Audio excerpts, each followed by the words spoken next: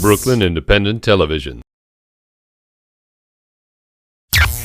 Among the toughest diseases of all is Alzheimer's or other causes of dementia.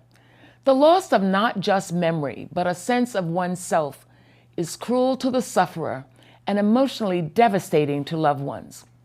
For almost 3 decades, as Healthbeat's Tati Amara tells us, the New York Memory Center in Park Slope has been creating new ways to delay the progression of the disease, helping patients retain as much independence as possible and caregivers avoid exhaustion and burnout. It's like a family. For me, this is an extended family. That's how Sharon describes her feelings about the New York Memory Center. I'm just completely at peace when she's here. They are so good to her. Her mother, Shirley, has been coming to the center getting therapy for her Alzheimer's for 5 years. Like, you would never believe it if you saw her before she came and now. The Memory Center uses non-medical therapies to help people with Alzheimer's and related dementias and give support to their caregivers. There is life after diagnosis, and the reality is that the average person lives anywhere from 8 to 15 years with this disease. So even though it's terminal, you can go from hopelessness and despair to a life of joy and happiness, and that starts by engaging in life in meaningful ways. That's my girl. And at the Memory Center, this is accomplished through cognitive and social behavior approaches. It's about staying cognitively fit, socially fit, physically fit. All areas of life negatively impacted by Alzheimer's. Research indicates that the disease is caused by a buildup of plaque and tangles in the brain.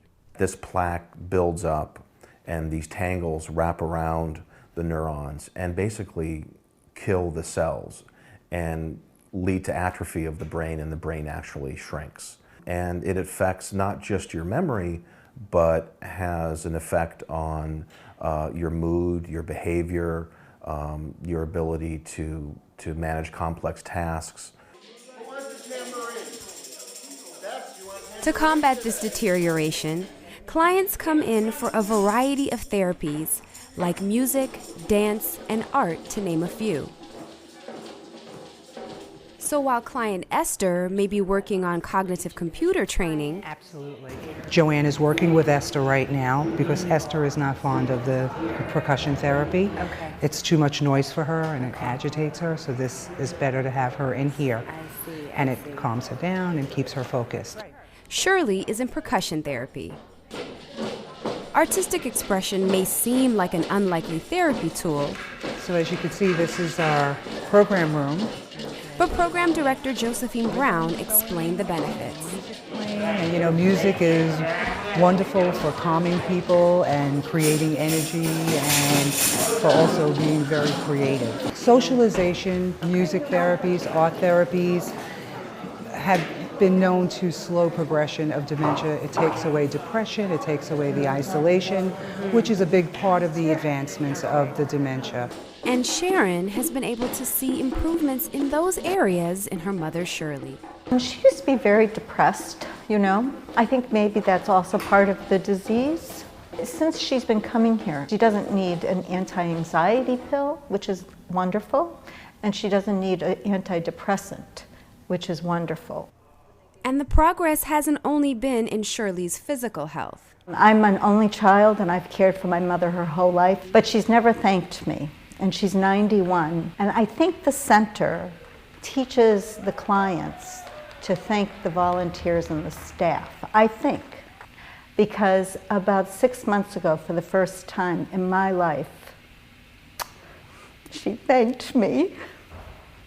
She said, thank you for caring for me. So that's new. It's a good thing, you know.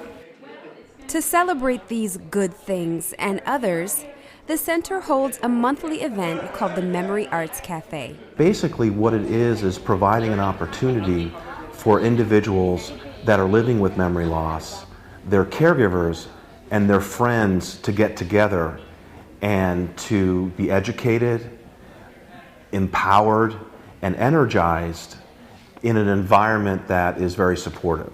What we've done a little bit differently in terms of a lot of the other memory cafes around the United States and throughout Europe is we're bringing in the creative arts. Love.